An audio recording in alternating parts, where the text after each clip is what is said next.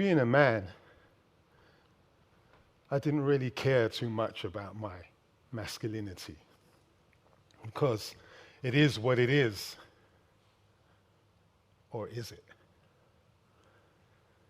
In reflection, my masculinity was shaped without me even knowing. But as I grew older, I found that my deepest regrets became my greatest strengths. Let me take you on a journey back to London, where I grew up in a house of painted bricks built on the ruins of an old football stadium. There was much love in this house, but I felt only discipline and terror rain down on me. I remember the stench of the dump yard that lay behind our back garden, and the sound of my father's belt as it lashed its way from sun to sun. In this house, I remember bathing in cold, bloody water and falling asleep in a damp bed, still bleeding from my wounds from my father's belt. And downstairs in our library, a place where it's full of books, motivational books on spiritualism and how to live better, was no more than just a smokescreen to keep the neighbors from asking questions. In this house of painted bricks, there was no escape. And there were times my brothers and I would stand outside this house on the hill and hope that one day a motorway will be built straight through it.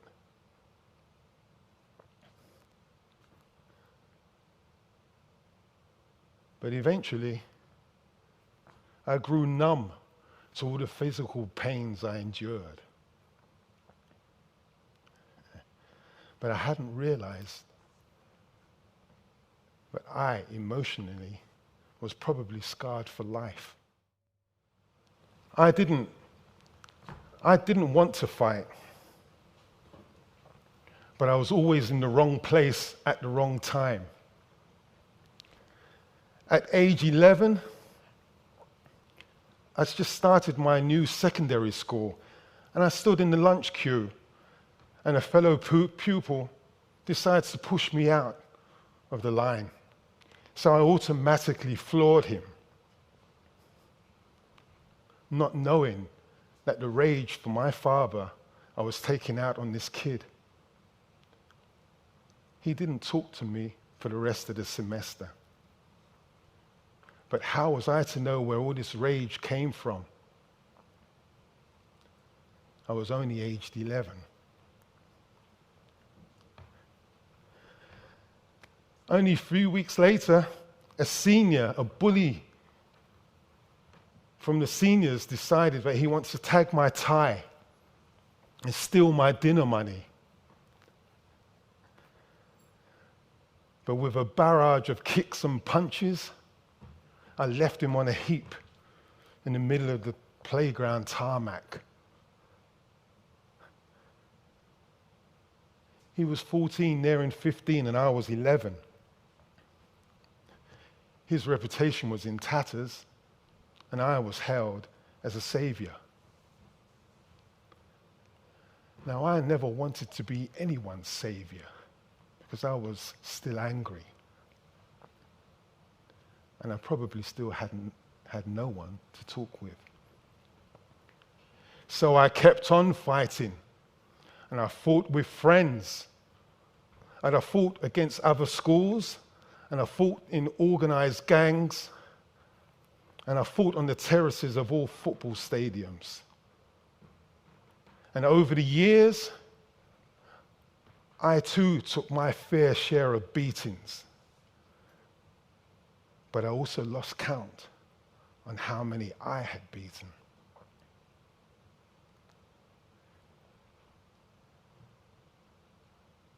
And then finally, one day, I had had enough. I had moved on. So I thought. I had moved on, but emotionally, I hadn't. Because old habits die hard, but I had moved on physically. I had moved to Denmark. I became a father, and I wanted my sons to have a better role model. But there was one evening after a football match in Parken where my team lost.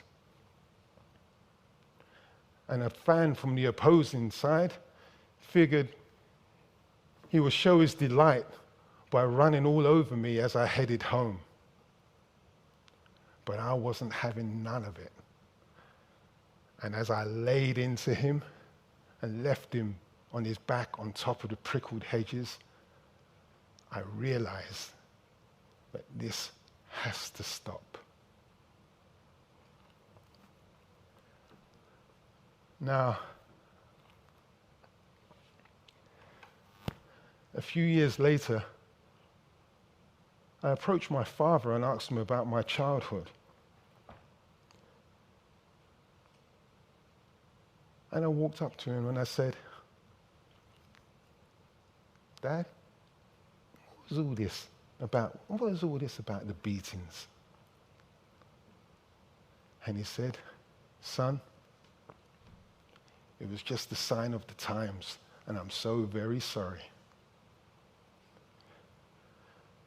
I remember giving him a consoling hug because for the first time I felt as if I had beaten him. I was no longer the victim, more the victor.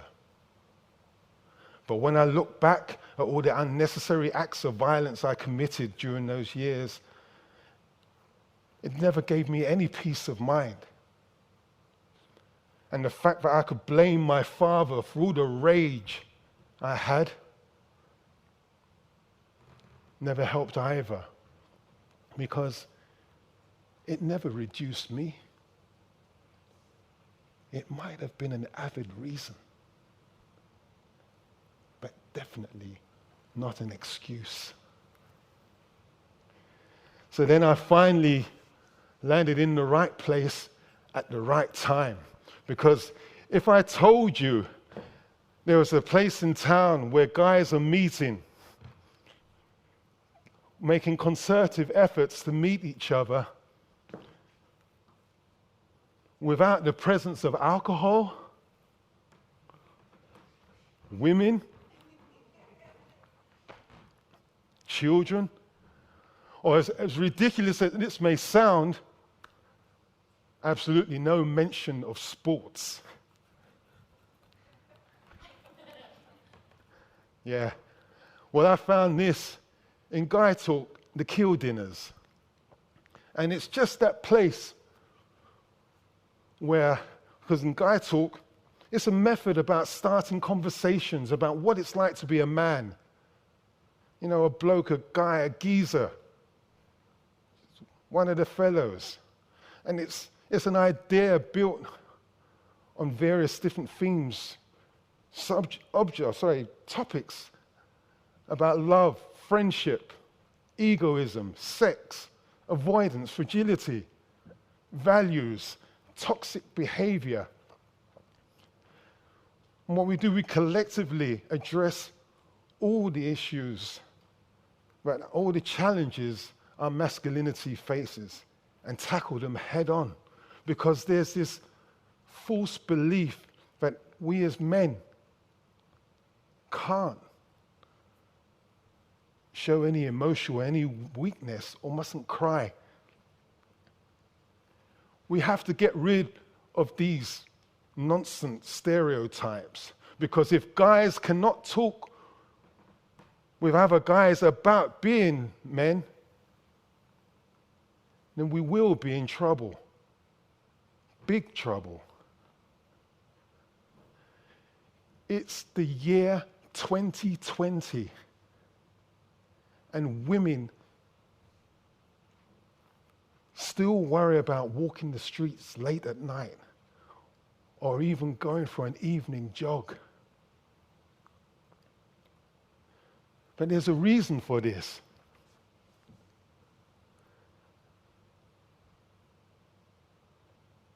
If we need to put a stop to our toxic behavior against women.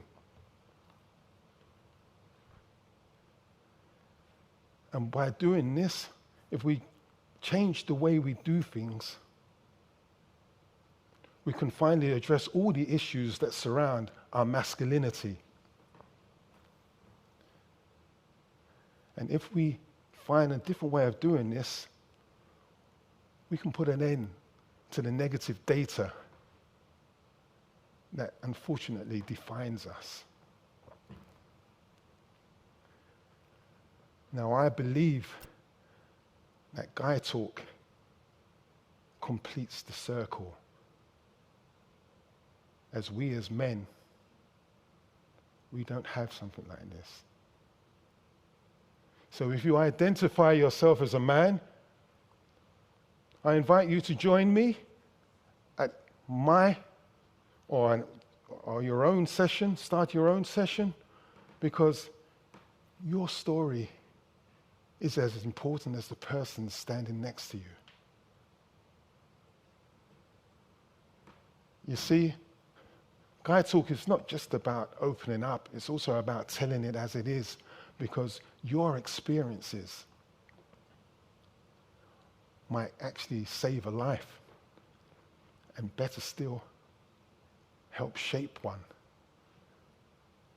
And through this progress, we stand a far better chance of becoming a better friend, a better colleague, a better parent, a better leader, and above all, a better human being.